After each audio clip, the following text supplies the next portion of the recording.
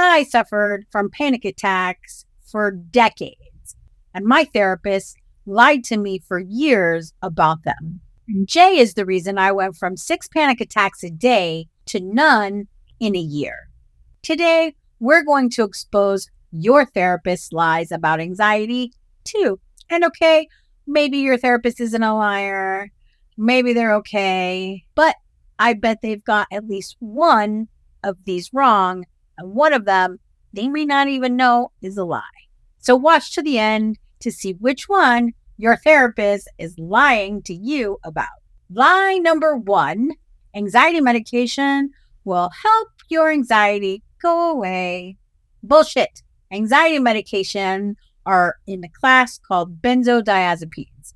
Benzos, as we'll call them from here on out, they are one of the most addictive medications in the world, and they are regularly prescribed to young children and adults with mental health issues with no problem.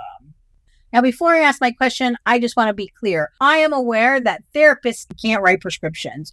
I know a psychiatrist has to, but for ease and flow of this video, we're just going to say therapist. Okay? Great. So J, if benzos are the most addictive medication, one of the most addictive medications in the world, why are therapists prescribing this over and over to young kids and adults with mental health issues? And how could it actually help? Wow. Awesome first question. And we'll go with my classic style of answering a question with a question.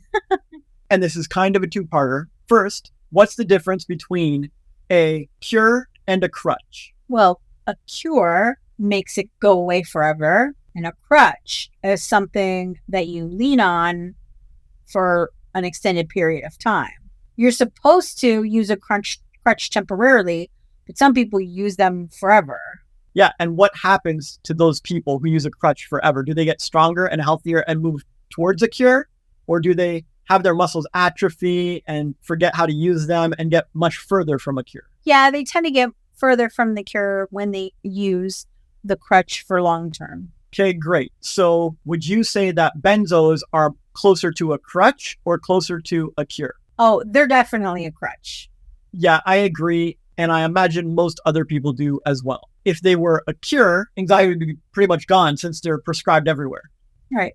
So knowing that, your question basically becomes, why are therapists prescribing crutches all the time?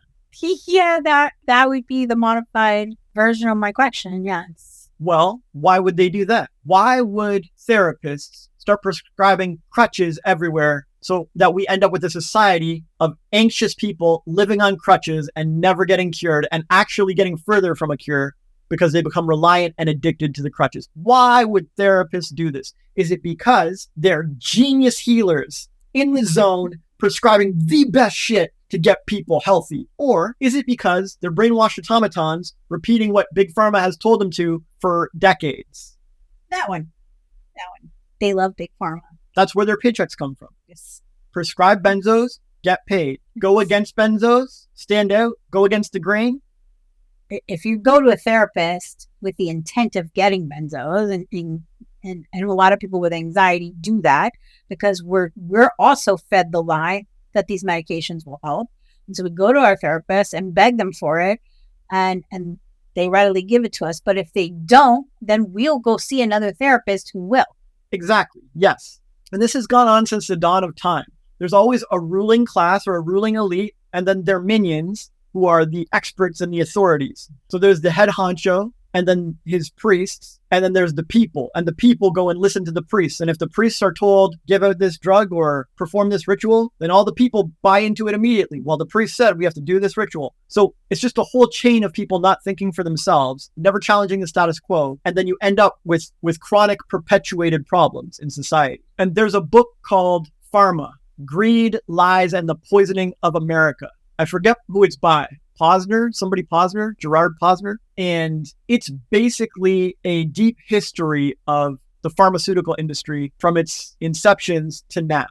And every chapter just reads like the last chapter. Every chapter is someone peddles a health cure, gets people addicted to the health cure, and then proceeds to constantly profit off of the health cure until the people are irrelevant. Right. So the overall message of most therapists reflects the overall message of the pharmaceutical industry from the beginning, which is you'll never be healed. You need us. Pay us money forever. But I don't want to be too cynical. There are a few people out there, a few voices who preach a different message, and it's the exact opposite. Their message is that you're strong, you're powerful, you don't need to rely on anyone, and you can heal yourself. People like Joe Dispenza or Bruce Lipton or Wim Hof, and they dedicate their lives to treating people and teaching people and training people on how to heal themselves so that they don't need to rely on others and they don't need to pay those healers forever. So there's two messages out there for you to explore and see which one suits you. And you can use the second message as a test. When you talk to someone, just float the idea that, isn't it possible I could cure myself? Isn't it possible that this isn't a permanent condition? Isn't it possible that the human body is miraculous and nature wants me to heal this and get back to my state of harmony and balance? Just float that idea and see how they respond. If they get all crunchy, they're all panicky about it. No, you have to pay us and you have to buy prescriptions and you'll never heal and you're not powerful and you need us and you need the big pharma and you need all of us. If they really fight you on that message. What's up with that? What does that mean? Are they really looking out for you? Like that message isn't even worth exploring? Let's not even explore the possibility that possibly you could heal yourself. If someone is dead set against that particular message, you might want to question what their motives are, where they're coming from, why they believe that, why they're so anti-healing or anti-self-healing. And if you float the idea that, hey, I guess I'm just going to have to live on these meds forever, and they are fully supporting it, they're like, yep, you do. That's it. That's what it's all about. It's got to make you wonder, do they get commissions? Do they get profit from this? Where's the money? Follow the money. Why are they saying this? Is their career in jeopardy over this? Why are they so eager for you to be dependent on their substances? It's peculiar, right? Should any healer or doctor ever really want you to be dependent on these substances? Should they be gleeful and happy and supportive if you're dependent on these substances? Should they ever talk people out of exploring alternative avenues or experiments where they're not dependent on these substances, right? Food for thought. It's great. It really is. And anyone who's watching and who gets triggered by this and thinks, not me. Well, not me. You don't understand. I very much understand. I spent my life from 13 years old to a few years ago in constant panic and anxiety. I didn't like to leave my house. I didn't like to talk to people online, real life. It didn't matter. I was riddled with depression, anxiety, all of it. And I thought I was special too. And my doctors had no problem prescribing Valium and Xanax and Klonopin and lorazepam. I think actually that's Xanax, but whatever. The point is, they had no problem throwing prescriptions at me whenever I needed. Oh, it's not working. Let's change it. Oh, let's up the dose. Oh, let's change the dose. There was never a problem. There was never a no. And I mentioned in the beginning that benzos are super addictive. And I know firsthand. I've gotten off heroin and I've gotten off benzos and I've gotten off painkillers as well. And let me tell you something. The worst out of them was the benzos every time. I wouldn't wish that on my worst enemy. And there's people out there that have no problem giving you prescriptions for your special anxiety. But if you think about what Jay just said, you ask yourself and your therapist or your doctor or whoever, the questions that he asked, I can't remember what you asked, but those questions, the specific questions about getting better by yourself, feeling better, living without the medications and controlling your anxiety. I asked my therapist one day out of the blue, I didn't know you at the time. And I said, when am I going to get better? I've been doing this for so long. I don't want to do it anymore. When am I going to get better? And he looked me in the eye and said, never. And I swore that day, no more. I will get better. It took me a long time to meet Jay and to understand how to actually do that. That's why we do this podcast. I want you to understand that, yeah, I had Jay's help for it, but you can do it without his actual physical being there. And this podcast can help you. So I really, really want you to try to not be triggered and really be open-minded about these. Because if I can heal myself from 6 panic attacks a day, so can you. And I'm not any more special. I'm just a human being just like you. So thank you so much for busting why, number one. Thank you so much for helping me be a normal person who now actively looks for social situation and has no issue meeting people and being chatty because that's my job. That's what I do now. Because without you, I wouldn't be able to do this podcast and sit here and share myself and my life to help other people. So thank you. Yay. And real quick, I'm not anti-therapist. It might come off like that because they have some issues, some problems in the therapy industry. But I know they have good hearts and they're doing their best. And they've just been tricked by a lot of different authorities. And there are probably some good ones out there. I just personally haven't met many of them. Okay. So Rise Nation, after all that, this is only number one, lie number one. I'd love to know in the comments what you think so far. Did you get triggered by hearing the lie? Did you get triggered by hearing our story and our answer? I'd love to know how you felt about this. Lie number two, you got this from your parents. It's all genetics, so you can't change it. Yeah? So, Jay, if that's true, how come I was able to cure myself? Sin, have you ever noticed how science always seems to be playing catch up? Catch up. Like playing catch up. They're always trying to catch up with reality or the way things are, or like way back in the day, the scientists and the authorities of the time swore that bloodletting was the cure for everything. And as time went on, they were like, no, we were wrong about that. That's totally wrong. Opioids are the cure for everything. Or maybe a better example is how way back in the day, scientists believed that earth, air, fire, and water were the root elements of everything. They made up every substance known to man. Mm-hmm. They were the basic building blocks of the universe. And that was the science of the time. If you argued with that science, you would get shut down and made fun of. Right. And then it became atoms. Atoms are the building blocks of the universe. That's everything. Everything's made up of atoms. And if you tried to argue with the science of the time, you'd get shut down and made fun of and pointed at. And then eventually they figured out that actually it's not atoms. It's electrons and neutrons and protons. Those are the building blocks of the universe. And if you tried to argue with that, if you ever said elsewise, you would be shunned and dismissed. But now quantum science is telling us it's not even those particles. It's actually collapsible wave functions. It's probability waves that are the basis of everything. And nothing is real and nothing is solid. And it takes them like a century for each of these changes. And they were wrong all the way along. Literally wrong every time. It wasn't earth, air, and fire. It wasn't atoms. It wasn't electrons. Like, it was wave functions the whole time. And 100 years from now, are they going to look back and be like, oh, wave functions? These people thought it was wave functions and it's something else entirely. It's possible. I'm saying. So I'm not anti-science. I love that they experiment and they're methodical and they do their due diligence and they try to self-correct and what have you. But that doesn't change the fact that they were wrong. Fair play. The ancient Greek scientists were wrong. Then the 1920s, like whenever atoms came around, they were wrong too. I mean, they were half right. Atoms seem to exist, right? My point is, everything science swears on their mother is fact and true falls apart in 100 years or 200 years. And I don't know how great it is to base your life decisions off of what they swear is true. I mean, they said Pluto was a planet, then it wasn't, then it was. I mean, it's not changed. It's a freaking planet. Yeah, they said COVID was the Black Plague nuking everybody. Then they said it wasn't a big deal. Now they say it was still a big deal. Now it wasn't a big deal. Like, the science community is ridiculous, man. Like, I appreciate all their good work and I appreciate what they do. But if they tell me I'm incurable, got some shit from my parents, and can't change my genetics, I don't really know if it's smart to believe that. In 100 years, are they all going to be saying, oh, genetics are totally changeable? No problem. There's a million ways to do it. We have technology. You can do it with mind powers and quantum physics. There's all sorts of stuff. Are they going to all be talking about how changeable genetics are in 100 years? Yes. Because if they are, I should just get on it now. Let me just hop on that train now. Yes. Right? But if you want to be ahead of science or ahead of the game and try something different than what they say, you have to be prepared for them to get all pissy about it.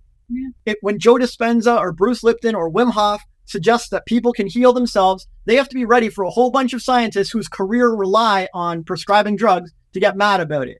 I'm sure they get a lot of hate for it. Yeah. Sure. But they also have a bunch of happy people. Yeah. A bunch of happy, healed people too. So, It's true. you know, Yeah. epigenetics is the study of changing your genetics, environment changing your genetics, or your chemical balance changing your genetics, or your choices or behaviors changing your genetics, whatever. I think technically it's the science of the environment changing your genetics, but it's all connected and all related. The point is, if you dig into it, you'll see lots of people and lots of studies and lots of proof and lots of evidence of people changing their genetics. Is that what Brian Johnson's doing? The guy who was doing all that anti-aging stuff, and he's got like the blueprint for how to change his body and his life and his genetics.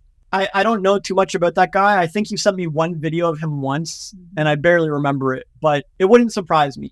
Epigenetics is the tree most people bark up when they're looking to overcome genetic issues. But I'd go even deeper than that, right?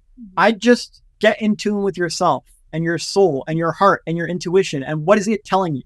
Is it telling you your body is a freaking natural miracle? Is it telling you that you can show the world a new way of healing? Is it telling you to give it a shot and like put your heart into it? Or is it telling you to accept whatever everyone says, watch scientists play catch up again, and just go with whatever they say, because why bother thinking for yourself? Like, what is it telling you, right? What is your body telling you? Go experiment with alternative therapies and new ways and self-healing, or do what everybody else in the West does and just listen to the authorities and use those crutches forever. I mean, there's a reason why anxiety, the rates of anxiety have gone up. You know, this is not like, oh, everyone just became anxious. No, not at all. It's people are believing what people in power, in medicine, doctors, that believe so much of what they say, and it's a bunch of crap. If I believed them, then I would still be taking bipolar medication. I'd still be taking lithium and having 6 panic attacks a day, and like I'd be unable to leave my house, and I would be living in Florida miserable. Good thing you didn't listen. No. And it's funny because I hadn't even met you at that point. I knew there was more. I knew they were wrong. When my therapist said I couldn't get better, I knew that was a lie. One of the things that's like that I appreciate about myself is that I can usually tell when I'm being lied to. Not always, but usually. And I knew that was a lie. And it is. Because I don't care that my mother's mother suffered from mental health issues, and all of my aunts and cousins and on both sides of my family, they all have mental health issues. I didn't care. I knew I didn't have to. I really believed that. And I had nothing at the time around me, or no one around me to support this. Like, I didn't know you. I hadn't found Evan. I wasn't reading or watching any personal development. I hadn't even found Tony Robbins at that point. So I just trusted my instinct that I could heal myself. And I did. It took a long time because I didn't have the resources. But Jay, you made an incredible video that changed my life. So I'm going to link it in the comments for everyone. It's banned on YouTube, but it's 2 hours of actual experts, not anybody paid by Big Pharma. It's Joe Dispenza and Bruce Lipton and Wim Hof and tons of other experts in this field talking about how to heal yourself, how to heal your body, how to heal your mind. You made it into a 2-hour video. YouTube didn't like it. They banned it. But we put it on Vimeo. Thank you. I almost said Venmo. Vimeo. So I'm going to link that. It's long, but so worth it. And it was the first step that I took to throw away painkillers. And then right afterwards, Xanax followed. So it was life-changing for me. And you are amazing. And you may not be an MD and all that other stuff, but your intuition is correct in all this stuff. I'm like detesting. I listened to all those things they said in the video. I did what you said. I followed my intuition and I healed my genetics. And all the people in my family that have all those mental health issues still have them, but I don't. Yeah, I'm not perfect at this stuff, but I've been healthy for decades. Yeah. I haven't had so much as a cold in decades, even while homeless, even while living on the streets, even while living rough, even while in jail, even while overworked. Like, I was healthy the whole time, and I've helped many people I know heal. And I'm not some weird mystical healer. I just know how your brain and hormones work together. I know how they can collaborate and cooperate. And I know how we can influence them and guide them. And I know how they relate to following your heart and your intuition and making decisions that are aligned for you. And when you make aligned decisions in life, nature starts to restore the balance and you become healthy again. You get back to that basic state of well-being that we're all meant to have. And there are people who are better at this than me. We keep throwing the names around, but you go study those people and they've done it. There are tons of people who've healed themselves in lots of different ways. And I'm not anti-drugs. I'll pop an aspirin or something if I feel like it. But the point is, we need more critical thinkers who are eager to self-experiment and try things for themselves and practice and apply rather than just intellectually listen to someone else, put very little thought into it, accept what they said, and not even give it a shot. If you want to try benzos, like, fine, go ahead. If that feels right to you, let's see. But if in 6 months or a year you've had no progress, I don't know, maybe that was not the best experiment and maybe you should put the kibosh on it. Now maybe go try Wim Hof's method. If you do his breathing and his cold showers for 2 or 3 months and you do have results, I think we have an answer, at least for you personally. This is what we need to see. Less people buying whatever they're told and more people open-mindedly experimenting with different methods. Yes. That's actually praise for the science community. Like, I encourage it. Go experiment. But my main issue with science is that they let 1 or 2 people do the experiments and then call it a day. Like, oh, that's what they said. And then they wait for 10, 20, 30 years for another 2 people to come along and do a different experiment that proves them wrong. Oh, we've overturned the study. It's like, dude, I could have done my own experiments and overturned that study. I could have tried the drugs and then tried the self-healing and I would have found it for myself. Why did I need to wait 30 years for someone else to come along and do the experiments? Because I'm not qualified? Who's more qualified than me to try healing myself? Yes. If at all you're watching this or listening and you have a feeling inside you that says maybe they're right, just try it. No one's saying you have to throw all your meds away or just completely go to cold turkey, because I know that's not recommended. But maybe start researching, start looking at some of the names. Go to the health video that I'm going to put in the description for you. Like, explore. Yeah, the world will end if you search Reddit self-healing stories or Joe Dispenza's success stories. I don't know, man. And probably somewhere in this video, we have to say, we are not medical professionals and this is not medical advice. And please consult your doctor and fuck this shit. Yeah. I was a patient for way too many years, over 20 years. I talked about it in the last episode. I was in a mental hospital at 13. And that was not my first and only experience with that. And I took meds until way past having children. So I know firsthand what it's like. I know what it's like to be scared and feel anxious and feel like you're dying. I also know what it's like to be scared to give up all the meds and try something new and believe in myself. But I know that my body, I get a cut or I've had surgery or I've broken bones and my body healed all those things without medication. And it healed my mind, the mental health issues, my anxiety, my panic, my depression. My body healed that on its own. Yeah, now you're losing weight. It's healing your obesity. Yes. Like, I've healed so many things in my life, physically things. Yeah, I want to heal my vision. Vishen Lakhiani from Mind Valley healed his vision. And he documented the journey. He did. I want to do it too. Yeah. Oh, who knows? He's another one. He's another good name for them. Yeah, it's true. So if your body can heal those physical things, why would it not be able to heal the mental things as well?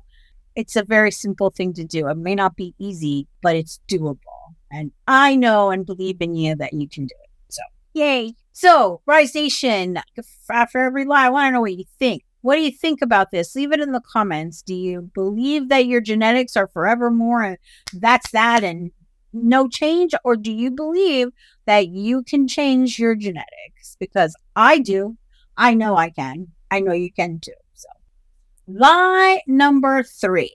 Anxiety is related to other disorders. So, Jay, is anxiety the reason why people don't do what they love?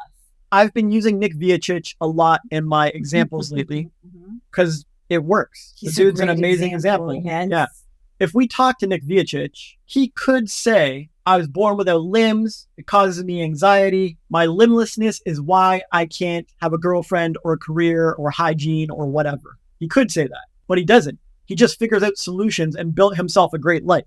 If we talk to Cora, she could say that my kids and my job as a full-time mom is why I can't be an entrepreneur. But she didn't. She just founded Cora's Breakfast and was the first breakfast restaurant to close at 3 p.m. She made it back to pick up her kids from school. If we talk to doctors about anxiety, they could say, this patient has anxiety. That's why they can't sleep correctly, maintain healthy relationships, or have proper nutrition. It's the anxiety. We'll just medicate the anxiety and I'm sure it will be fixed. Hell, even the patients themselves could say that.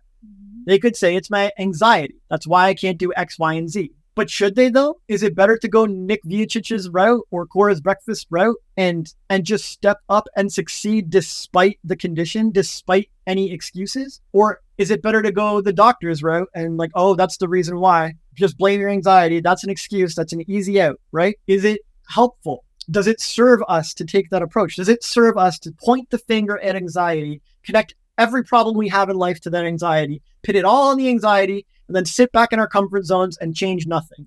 Or is it better to take the Nick Vujicic approach, which is like, yeah, I ain't got no limbs, but I'm going to crush it anyways? Yes. Which is better? Nick Vujicic approach. Because a man with no arms and no legs, I'm sure, had lots of anxiety growing up, going to school, trying to get around, trying to take care of himself. And I think he was chilling. Like, just the basics of living, of rolling over in bed and covering yourself. Like, this man couldn't even do that. So I'm sure he had a lot of anxiety growing up in his life. Like, I couldn't even imagine. And he built an amazing life for himself with a wife and children and a huge empire. And he motivates other people now. So why wouldn't anybody want to follow in those footsteps? I mean, he would laugh at that. He would. I wasn't trying to be mean. It just... So that hopefully answers your question. Is anxiety the reason people don't do stuff? It's the reason they tell themselves they're not doing stuff. It's the excuse they make for not doing stuff. But it has nothing to do with doing stuff or not. There are plenty of people with the exact same condition or worse who did better. So I don't know what you're supposed to say about that. Make more excuses? Like, yeah, and it's not tied to other disorders. It's not. Well, so that, to me, that's a whole other question. As for mental health being related to all other disorders, that's kind of like saying bad posture is related to all other physical disorders. The reason you perform poorly at sports is because of bad posture. The reason you have trouble singing and projecting is because you have bad posture. The reason you lost that modeling gig is because you had bad posture. Okay, bad posture is related to every other physical disorder because it's your body and it's your posture and you live in it all day long. And if you have bad posture, it's going to affect all the other things. Like, okay, I mean, it's also kind of like saying having low oil in your car is related to all the other disorders of your car. It's like it's related to the radiator and the overheating and the engine sounds and the pistons not behaving and the ball bearings wearing thin and whatever. I don't know enough about cars to pin it down. But the point is, you can point to any one thing and say it's related to all the other things in that machine or in that body or in that mind. So yeah, having stress or anxiety is related to all the other disorders, but the way it's told is like a lie. Like, yes. They don't say like, yeah, of course it's related to everything. It's one of the core foundations. Don't worry about it. Like, it is what it is. Like, it's the same way low oil is related to everything or the same way bad posture is related to everything. They don't play it off like that. They say, oh, anxiety is the cause of your eating disorders and your sleep disorders and whatever else. And this is a dangerous thing. And it's super important and it's related to every disorder. And that's why you need these benzos. Like, you get what I'm saying? Yes. And so for me, now that I've healed myself from that stuff, I can look back and see why they say that. Because if you have a cut finger and you don't put a Band-Aid on it, you don't put medicine, you don't wash it, and it gets infected. The infection spreads to your hand, and then you can't move your hand. And then if you don't still take care of it, the infection spreads to your arm and your elbow and your shoulder and so on and so forth. And so anxiety is like the kind of the first baby step towards your mental health stuff. Okay. You start to feel nervous and scared and anxious. And if you don't heal the root cause of that, not with benzos, with all the other stuff we talked about in the last myth or the last lie, was, like really looking into yourself, healing yourself, loving yourself, all those things. When you start to do that, then, it goes from shoulder to elbow. I healed my anxiety a little bit. Okay. Yeah. It feels better. But if you don't, then of course it spreads and it becomes depression. It becomes an eating disorder. It becomes bipolar disorder. It becomes so on and so forth and spreads, of course. But healing that root cause will make it so it doesn't spread. So technically it's linked to every disorder. But if you heal it, it won't be. Yeah, and if you heal it, it will cure a lot of other disorders. Yes. So yes. Yeah. So that's a good point too. So if you've let the infection spread all over and you start healing the anxiety and you don't worry about you say, okay, I'm going to worry about the cut on my finger, the anxiety. All right, I'm going to heal that. That starts to slowly heal everything else. And all those other things will go away. Yeah. I hope that clears up the anxiety is related to other disorders, and it's my excuse for not doing anything. Yes. Yeah. Lie. Thank you. Thanks for clearing it up. So I want to know how you feel about this. I want to also know, Rise Nation, from you in the comments, what other things is your particular anxiety related to? So for me personally, it was depression, bipolar disorder, overeating, really low self-esteem, low self-confidence, and just beating myself up over every single thing. Whether I did it right or wrong, I was still beating myself up over it.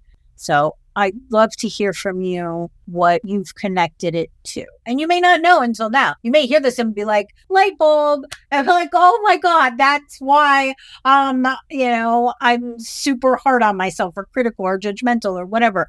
So yeah, it's okay. So I think you did an amazing job explaining this concept and all of them so far.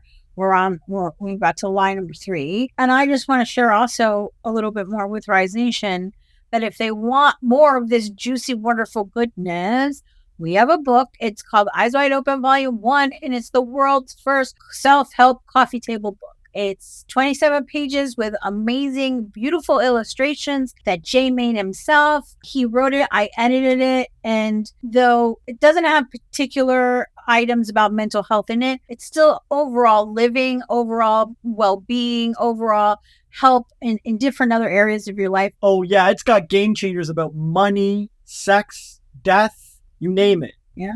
And just like I just talked about in the last question, how the anxiety is related to everything else. Everything in our life is a web. And if we fix one, it helps the other. So if we fix our money issues, it helps the sex issues. If we help the sex issues, this helps the fear of death issues and stuff. So it's all connected. It's an amazing book. And we're giving it away for free right now. We're giving away free PDF copies of the book. The link to download your copy is in the description because we want to give you a taste of our wonderful book. We don't make any money from our book, really. We lose money on it. Yeah. And I just really want to get the information out to you guys.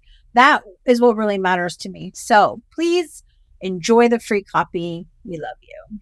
Lie number 4. Anxiety is the most common mental health issue in the world. So Jay, why does anyone give a crap and why would that matter in healing our anxiety? Well, have you ever heard someone say that when they weren't trying to either A, scare you because it's such a widespread epidemic of anxiety, or B, trying to get you to accept your anxiety as normal? They don't want you to fix it or change it. They just want you to shut up, take the meds. Don't worry, everyone has to deal with it. These are the only 2 reasons I've ever heard people spout this fact. Right. Have you ever heard anyone say it with a different reason? No, actually, I don't think so. It might be possible that somebody somewhere said, I guess anxiety is one of the most common mental disorders, but I have no agenda about it. It just happens to be a fact. I think maybe someone might have said that somewhere, but I've never heard anyone. It's always A or B, scaremongering or normalizing anxiety in your life. Yeah, that's why I've heard it. For me personally, to normalize, not just to normalize for myself, but other people. Oh, I have that too. It's okay. Everyone does. Everyone has anxiety. It's okay. It's so normal. But it shouldn't be. Right. But the pharmaceutical industry doesn't want anxiety to be a rare exception that one person or two people have and then they cure it. They want it to be normal. They want everyone to have it, because if everyone has it, then they can sell drugs to everyone. Right. So they normalize it so that it's okay to take the medication. Yeah. Have you ever seen any industry or corporation who wants less and less people to need their stuff? They all want to normalize it. They want taking an Uber to be normal. They want spending time on YouTube to be normal. They want to keep your attention on there as long as possible. Yes. Doesn't matter if it's healthy for you or what. They have an agenda, growth and profit. Who gives a fuck about anything else? So normalize it all. And they'll do like weird psychological hacks and hire propagandists and lobbyists and do whatever they can to normalize shit. So like I said, the only two times I've heard this particular fact, anxiety is the most widespread or common mental disorder, is with one of those two agendas. Yeah. And so technically, this one could be a truth, right? You get those pedantic people like, technically that's a truth. And it's like, is it though? If they have an agenda to scare you or to normalize it for you, if they're out there telling you this truth and ignoring all the other data around it, just to normalize it for you, just to get you to take drugs, to me, that's a manipulative motherfucking lie, right? Yeah. So let's look at it a different way. What if I said to you, poor exercise is the most common physical disorder in the world?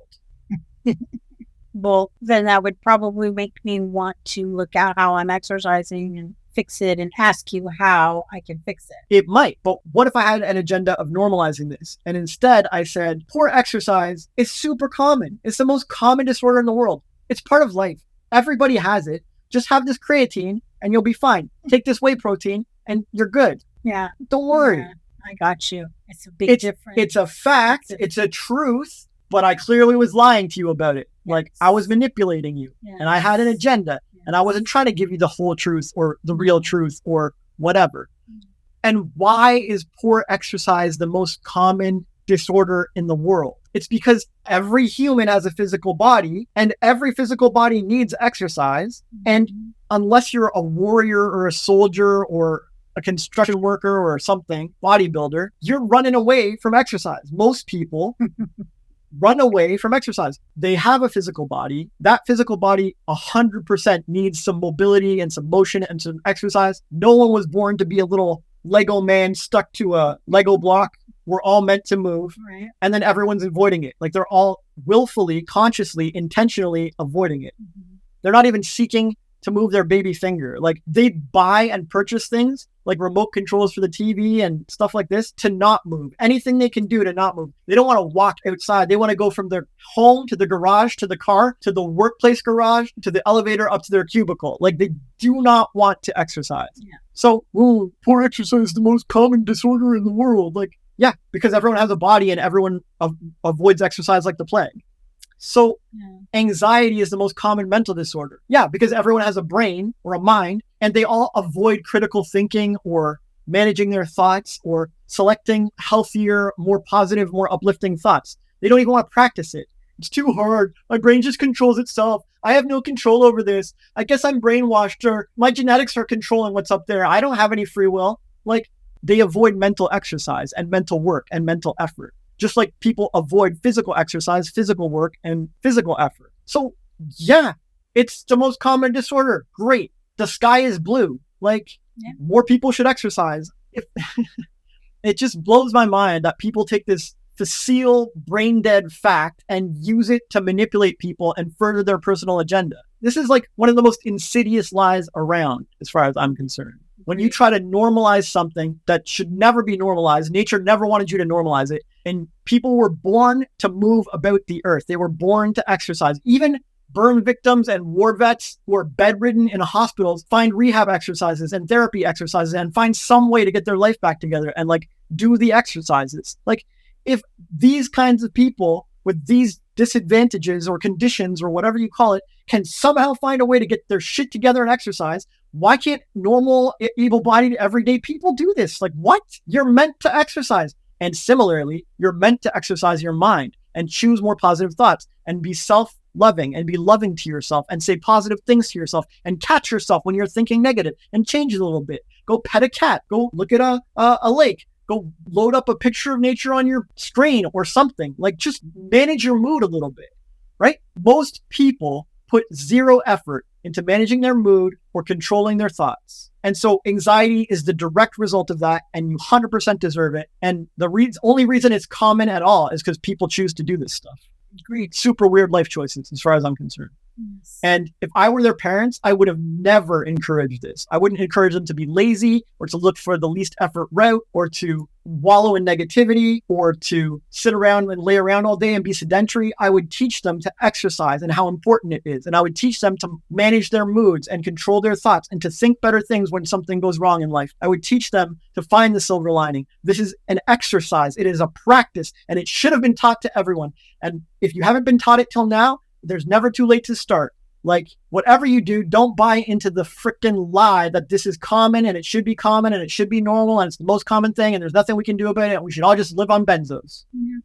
And if you think this sounds a little conspiracy theory-ish, I want you to think about this. In the time of the suffragettes, women didn't smoke. They didn't smoke publicly and they didn't smoke privately. It was a masculine male thing only. And I think Lucky Strike hired Edward Bernays to normalize smoking for women in public. So he did a huge campaign where during feminist rallies, he would hire women to walk through the crowd and lighting up cigarettes and smoking. And they called them torches of freedom. And he also did another campaign because Lucky Strikes were green at the time and women showed dislike of the color. So he not only got women to start wearing green, loving green, smoking Lucky Strikes in public and all the time, but he completely changed something that women didn't like to do, didn't do at all, and found rather repulsive. And that, as we know, is extremely bad for you. And he normalized it. And if you think that he's the only one and those are the only two examples, you're wrong. Because these things may sound conspiracy theory-ish, but there's a reason. And you're 100% right that we have been taught all these things, these horrible, bad things for somebody's profit, not to help us in any way, shape, or form. It is up to us as people to really think about who we are and what we need and want, our moods, choices, our physical health. You can decide that. Don't let anyone else outside you, even us. Yeah, don't research this stuff we're talking about, the people we're mentioning on this episode. We're here. We give real talk, fresh views on taboos. No one else is going to tell you this. No one else is talking about it. And we are, because we care and we love you. So thank you so much. Okay, so we're going to move on. Lie number 5. Your anxiety will never go away. And that is a damn lie, because mine has gone away with no problem. So, Jay, if you helped me make my anxiety go away, how can other people make theirs go away too? Great question. Well, let me ask you, what is anxiety? An irrational fear we have. Yeah, okay. But what is anxiety analogous to? Like, what is anxiety like? Is anxiety like a disease, like how most people claim it is? Or is anxiety more like a symptom, like a cough? Like, I have a cough. Good question. Or I have a fever, but it's because of bacteria or something. It's a symptom. Anxiety is a symptom. Right. So if anxiety is a symptom, what are symptoms? What are they for? Are symptoms something you're supposed to get rid of?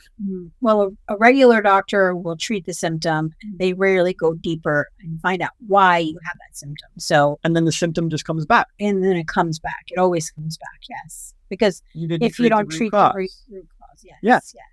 So are symptoms something you're supposed to make go away? You're supposed to target them and deal with them and handle them, or are symptoms something else?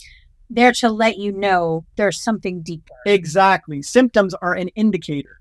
They're like a gauge. They're like a meter. So in life, are gauges and meters bad?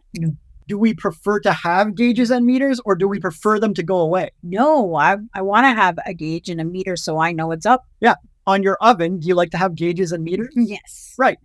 And so anxiety is a symptom, and a symptom is a gauge or a meter or an indicator of a root problem or a root cause. Right. The gauge is not bad. You should not be angry at your anxiety, hate on it, be sad about it, be disappointed in it. It is there for a completely healthy reason. Yes. It's like a smoke detector or a battery meter or a gas gauge. All things I think we would love to have. Yes, that we like to have. Yes. So start to love your anxiety.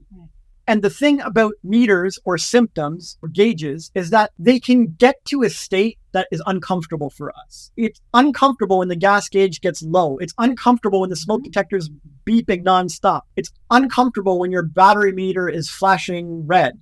But when it gets to that uncomfortable stage, we know we fucked up somewhere. We need to go take care of it. We need to solve it. Like, hello, probably should have put gas in the tank, or maybe there's a hole in the gas. I don't know. Like, I didn't do enough maintenance on my car. Check this out before I left. I didn't bring my charger, or whatever it is. It's like, it could be some natural cause, but usually it's something we did. And even if it is a natural cause, it's something we can fix, which is very empowering.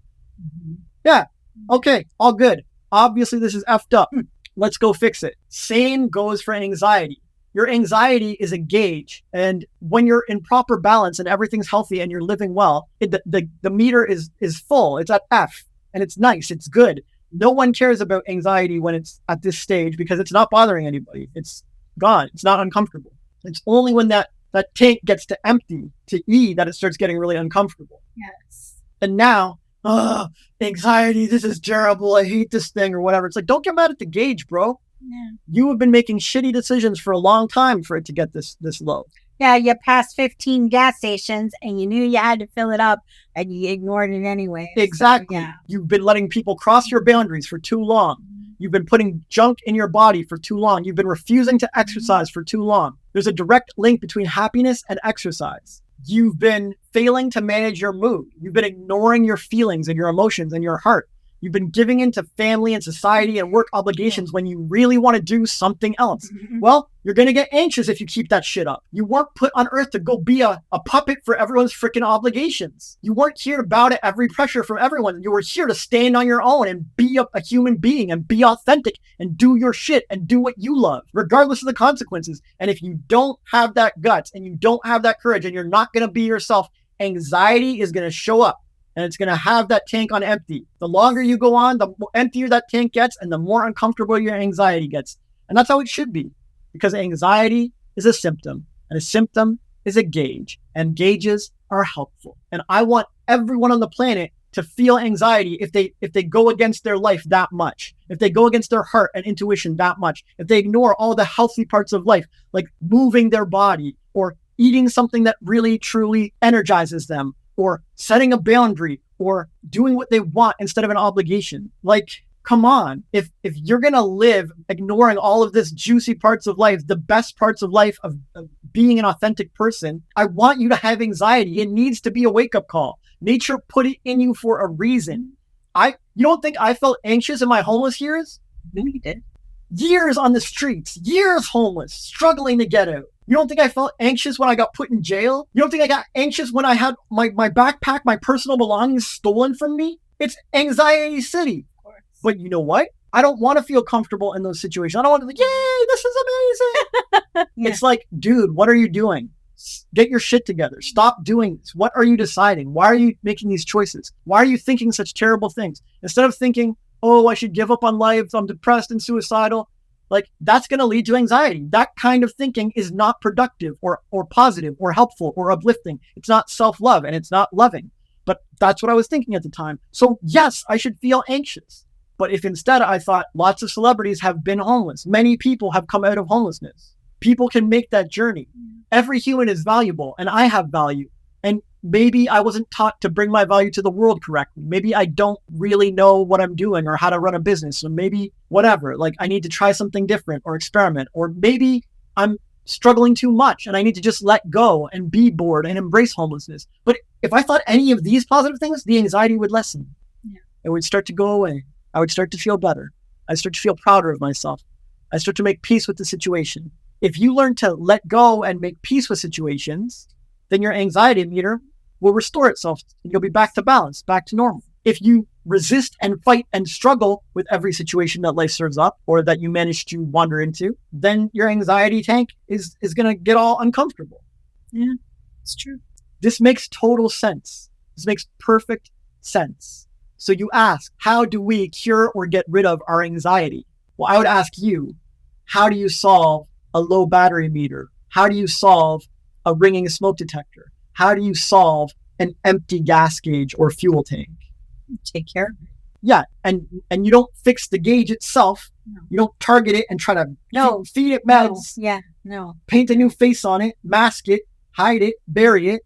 No, you love it. You say, thank you, gauge, for showing me what the problem is here. I respect you, and I will go and deal with the root cause. Mm-hmm. I will put out the fire. I will refill the tank. I will charge the battery. And when your anxiety is running out of control and getting uncomfortable, it's just telling you you haven't been living well for quite a while now, and you need to make some changes. And most people, they're like, no, I refuse to make those changes. I'm not going to change my exercise routine or my mobility. I'm not going to change the food that I eat. I'm not going to change my personal boundaries or who I hang around or my peer groups or my circles.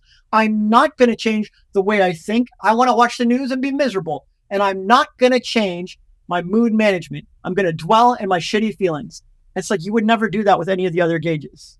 No. And instead, they're like, I'm going to paint a happy face on, hide my anxiety, and live on benzos. That's going to work, right?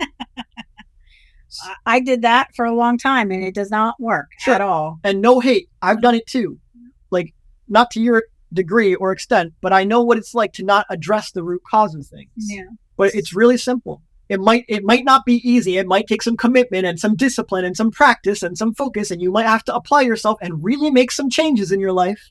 Yeah. But anyone can get rid of this anxiety. You were never meant to have it. You weren't born with it. Nature doesn't want you to have it. It's just a gauge or a symptom, and it will go away when you address the root cause like any other gauge. So I don't think we should all make a big deal of it. And you definitely don't need an entire industry of pharmaceuticals to repair something you should be repairing yourself anyways. Agreed. So I want to share with them what I actually did with all that information you gave to kind of show how I did it. So when we met, as most of you may or may not know, I was married to someone else that I had wanted to already be divorced from for a few years. Like, I was very unhappy. See, didn't divorce for a few years? Anxiety. Yes. You should have listened to your heart the first time. Yes. No offense. No, none taken. But so I was married to someone I didn't want to be married to. I was in a type of relationship I didn't want to be in because I was the dominant and I was in control of the home, our sex life, our like everything. I was living part of the role as a traditional wife, but I was also living part of the role as head of household. So like it was very difficult for me. So more anxiety. I was taking painkillers every day and had struggled with physical pain that made me extremely unhappy. And I didn't want to take them anymore. I wanted to heal and be better. So another reason for anxiety. I had a business at the time. I was doing eBay. I was reselling. Even though I was happy with that business, I originally started it so that my ex-husband and I could have something together and build something together. But he wasn't holding up his end of the deal, and I was doing all the work. And this was not what I was meant to do in life. Even though I was good at it and I was successful, I didn't want that. So another reason for anxiety, I allowed my mother to control my life. Like, I mean, even though I went against her by moving to New York and stuff, I still very much let her tell me what to do. This is another reason for anxiety. I was overweight. I've lost 120 pounds now since we met. And so I was a lot heavier then. So, and I wasn't exercising. I wasn't eating healthy. My diet was Reese cups and Diet Coke. Another reason. Like, I could go on and on. Just those 7 examples right there.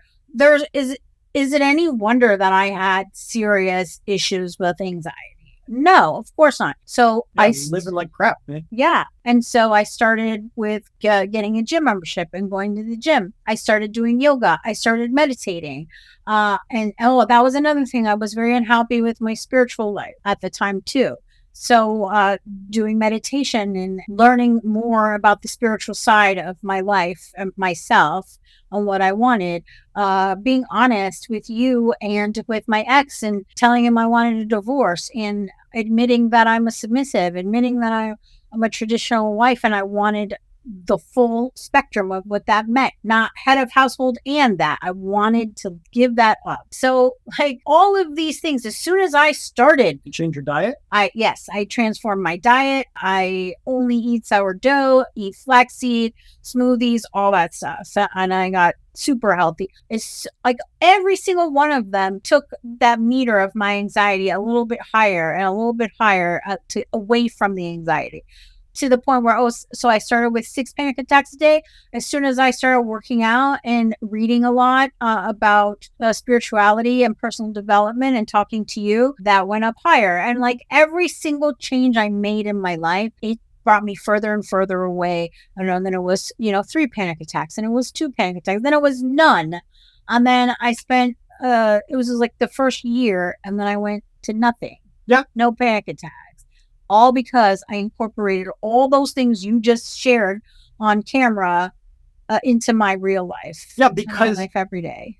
Because your anxiety gauge is basically just a positive life change meter. So if you have anxiety, you haven't made enough positive life changes. If you want your anxiety to disappear and the gauge to be restored to balance, you need to make more positive life changes. That's all there is to it. There's no benzos, there's no magic pill, there's no big pharma, there's no whatever. There's only the gauge. You fix the gauge by addressing the root issue like you would with any gauge. Yes. You don't fix your gas issues by putting cherry bombs in the tank and coming up with some creative solution and MacGyvering something and begging a mechanic to make your car run on water. You just fill it with gas. Like you just do what it takes to fill the gauge. Hello? It's not rocket science. And same for anxiety. You just make the positive changes because that's what the gauge is measuring. Yeah. Have you made positive changes in your life? Have you stepped up and been courageous? Have you been your authentic self? Or are you still living a fake ass bullshit obligated life? One will result in anxiety and the other results in bliss. Yes. And I'm glad you said that word, the obligation. That was one of the biggest parts that I let go. Obligation to my family, obligation to my parents, obligation to my kids, because were already almost grown at the time. Obligation to everything. Once I started saying, when I let this go, like I jumped from like 4 panic attacks to like 1 because of that. And a lot of people don't realize how much obligation we feel to do things on a daily. Now it's rare that I feel that way anymore. And when I do, I don't really do things out of that for it. No, do stuff out of love, yes, out of joy, out of bliss, out of fun, out of happiness, out of what is in your heart. It will guide you to positive things and you'll make a positive impact in the world. Agreed. We have a whole episode on obligation and letting go. And we do. Responsibility. I'll link that in the description as well. Thank you so much from the bottom of my heart for helping me with all this, for helping me so that I can sit here and explain to people the steps I actually took to cure my anxiety and to come so far where we've been together now almost 5 years, and it's been almost 4 years that I haven't had any panic attacks, and I'm super blessed. And if I can do it, anybody can. So thank you so much. It means so much to me. Yay! So, which lie out of the 5 did your therapist tell you? Please share in the comments. And if your therapist hasn't told you any of these lies, share in the comments who they are so other people can sign up with them and find a decent therapist. So, Jay, do you have any final thoughts that you'd like to share with our wonderful audience? Yes, you have a purpose. Your soul came into a human body with a purpose. I don't think our channel attracts nihilists who are like, life is meaningless and I have no purpose. But if you do feel that way, I'm confident eventually you will discover you're here with a purpose. And that purpose is not anxiety. Nature didn't put you here to have anxiety. Anxiety is not your natural state, and it's definitely not your purpose. Your purpose is freedom, joy, and growth. And deep down, you can feel the truth of this. I am meant to be free, damn it. I am meant to be joyful, damn it. I am meant to grow, damn it. You can feel it. And if you follow your heart and your intuition, if you can get in tune with it and get past all the layers of neuroses and obligations and weird social pressures we have, if you can get to the core of you, that intuition will guide you towards freedom, growth, and joy. But if you resist and fight and struggle, and if you give in to all the social pressures and become a people pleaser who's constantly trying to fit in with others rather than stand out and be yourself, your anxiety is going to get more and more and more, because your anxiety is a gauge. It's a meter. It's a symptom of you not living an aligned, purposeful life of how you're meant to live. And like all of nature's creatures, you've been set up to feel good in your body. You've been set up to have a peaceful, at ease mind. And even if you've gotten off track and your anxiety is high, you can still get back to that natural state simply by practicing, by applying yourself, by doing a little work, by making a few changes. So don't give in to fear and doubt and all the bullshit lies you've been told. Instead, step up and courageously make one positive change after another in your life. Practice thinking better thoughts. Practice seeing the silver lining. Practice managing your mood and finding ways to self-soothe. And if you have used a crutch like benzos or some other meds, don't beat yourself up for it. It's fine. Crutches are great for a temporary time, but make sure you're weaning yourself off them. Make sure you're rehabbing and getting back into form. Make sure you're living well so your anxiety reduces and stops acting up and you can be free of those crutches. And even if you backslide or slip up, get right back on that horse and keep practicing. You can become a happy, healthy, loving, shining, radiant, positive human being, anxiety-free. In fact, you already are. Nature made you that way. You were born anxiety-free. And getting back to that is just a formality. So step up and practice. You got this.